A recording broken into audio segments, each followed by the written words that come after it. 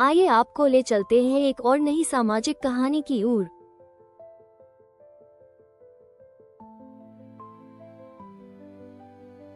अरे विनोद, तूने हलवाई को सारा सामान तो दे दिया है ना।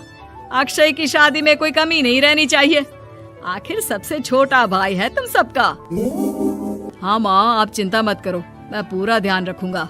मंगल बेटा, तूने तो कहा था कि फूल का ऑर्डर दे दिया है, यहाँ तो फूल पहुँचे ही नहीं। अब क्या बहू की विदाई के बाद फूल आएंगे? माँ, मैंने अभी बात की है फूल वाले से, वो रास्ते में ही है।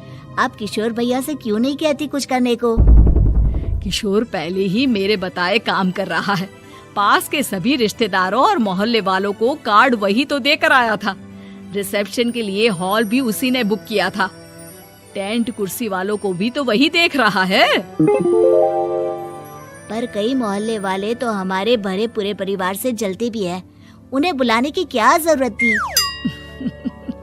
बेटा, शादी ब्याह में तो बुलाना ही पड़ता है, नहीं तो लोग क्या कहेंगे। दादी दादी देखो ना, हलवाई अंकल हमें लड्डू नहीं दे रहे, आप इनको डांटो ना।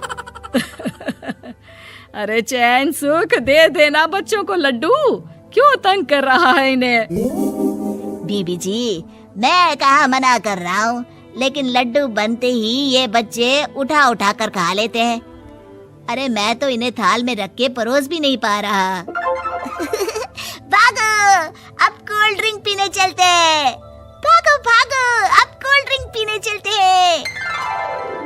जैसे कि आप देख रहे हैं, आज इस घर के सबसे छोटे बेटे अक्षय की शादी है। घर में बहुत चहल पहल है। कुलभूषण की बीवी कमला को फुर्सत ही नहीं है कामों से, लेकिन कुलभूषण और घर के बाकी लोग कहाँ हैं? आइए देखते हैं। अजी, आप यहाँ आराम से बैठकर गाने सुन रहे हो और घर में अभी तक इतने काम बचे हैं करने को। अरे भाई, मेरे सबसे छोटे बेटे की शादी है, इसके बाद तो मैं अब चिंता मुक्त हो ही जाऊंगा। और फिर घर में तुम हो, बेटे बहुएं हैं, तुम लोगों के होते हुए मैं क्यों काम करूं? मैं तो शान से बेटे की शादी में जाऊंगा तैयार होकर। अरे ठीक है, अब आप आराम ही कीजिए। एक बार अभिषेक की बीवी आ जाए, फिर मैं भी आराम करूंगी और मेरी चारों बहुएं पूरे घर की जिम्मेदारियां संभाल लेगी। इतना कहकर कमला वापस अपने काम में लग जाती है। बेटा भी, तू अब तक तैयार नहीं हुआ? किससे बात कर रहा है फोन पर? तैयार कैसे हूँ? सैलून जाने से तो आपने मना किया है, क्योंकि मुझे हल्दी लग चुकी है। भाभीयों को देखो, सुबह से पार्लर में है। अक्षय की शादी हो जाती है और नंदिता बहू बनकर घर आ जाती है, लेकिन इस घर की खुशियों को मानो किसी की नजर लग गई थी। नंदिता के आने के बाद आए दिन घर की शांति भंग होती रहती। अपने माँ बाप की इकलौती बेटी को इतने बड़े परिवार की जिम्मेदारियां कहाँ संभालनी थी? अभी देखो ना, मेरे हाथों की मेहंदी भी अभी नहीं उतरी है और तुम्हारी मम्मी ने मुझे घर के कामों में लगा दिया। मैंने सोचा था कि घर की सबसे छोटी बहू होने के कारण मुझे सब पलकों पर बिठा के रखेंगे, पर यहाँ तो पलक झपकने की भी फुर्सत नहीं मिलती। देखो नंदू, शादी के पहले ही मेरे घर वालों ने तुम्हें और तुम्हारे पेरेंट्स को बता दिया था कि मैं जॉइंट फैमिली में रहता हूँ, तो फिर अब ये शिकायत क्यों? और फिर तुमसे पहले मेरी भाभी भी तो आई थी शादी करके, उन्होंने तो कभी कुछ नहीं कहा। नंदिता तब तो चुप हो जाती है, लेकिन ऐसा बहुत दिनों तक नहीं चलता। अरे नंदिता, माँ बाबूजी की दवाई का टाइम हो गया है, उन्हें दवाई दी आओ और उसके बाद सबके लिए नाश्ता बना देना। पर भाभी, मैं तो अभी अपना फेवरेट सीरियल देख रही हूँ, प्लीज मेरी जगह आप कर लो ना ये काम।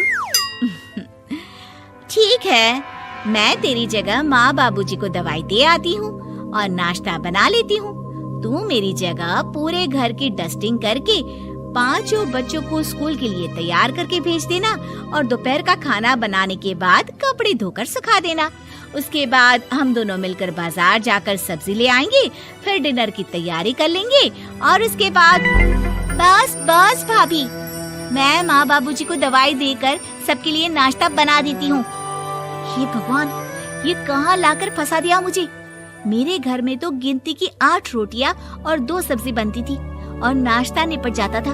यहाँ तो रोटियों का ढेर और सब्जियां बड़े बड़े पतीलों में बनानी पड़ती है। नाश्ता बनते बनते लंच का टाइम हो जाता है और लंच बनते बनते डिनर का। अभी मुझ में तुम्हारे पूरे परिवार का नखरा उठाने की और ताकत नहीं बची। मैं ऐसे नहीं रह सकती। अरे तो क्या चाहती हो तुम? मुझे अलग रहना है बस। तो ठीक है, हम कल ही शिफ्ट हो जाएंगे किराए के घर में। इतना बड़ा घर होते हुए हम किराए पे क्यों रहेंगे? ना जी ना, घर में ही दीवार खड़ी करो अपने हिस्से के आगे। घर के साथ साथ घर की खुशियों में भी दीवार खींच जाती है। ऐसे ही कई महीने बीत जाते हैं और नंदिता माँ बन जाती है। बच्चे के आने से अभिषेक के कंधों पर खर्चों का बोझ आ पड़ता है। अभिषेक का बोझ कम करने के लिए नंदिता भी पार्ट टाइम जॉब कर लेती है, लेकिन इससे उसके सर पर नौकरी, घर और बच्चे की जिम्मेदारी बढ़ जाती है। नंदिता, ये क्या है? तुमने घर भी ठीक से साफ नहीं किया, ना ही मेरे कपड़े धुले हैं। चिंटू के बाल भी कटवाने जाना था, देखो उसके बाल कितने बढ़ गए हैं। अरे करती क्या हो पूरा दिन तुम? मैं करती क्या हूँ? तुम्हारा नाश्ता और लंच बनाने के बाद चिंटू को डे केयर सेंटर पर छोड़कर आती हूँ, फिर खुद ऑफिस जाती हूँ।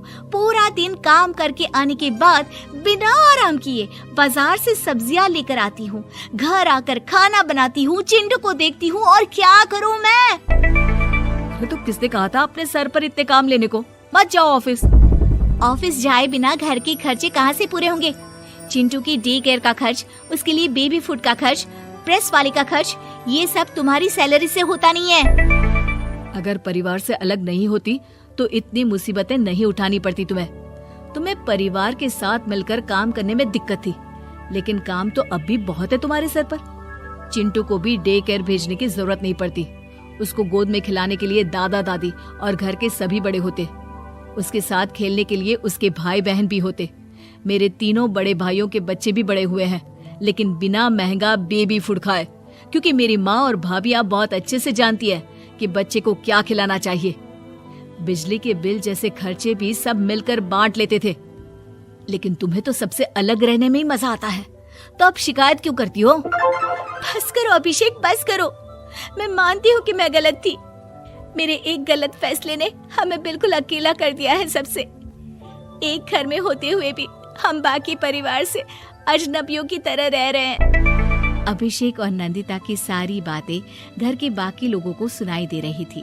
तभी कमला बोल पड़ती है। अरे नंदिता बहू, किसने कहा कि तुम अकेले हो? तुम्हारा इतना भरा पूरा परिवार है ना तुम्हारे साथ। हम तो बस ये चाहते थे कि तुम अपनी गलती समझ जाओ। अगर हम तुम्हें समझाते तो शायद तुम ना समझती, लेकिन अपनी गलती का एहसास तुम्हें खुद हो गया है, तो अब तुम समझ चुकी हो परिवार में एक साथ रहने का मोल क्या होता है। मम्मी जी, मुझे माफ कर दीजिए, अब ऐसा दोबारा कभी नहीं होगा।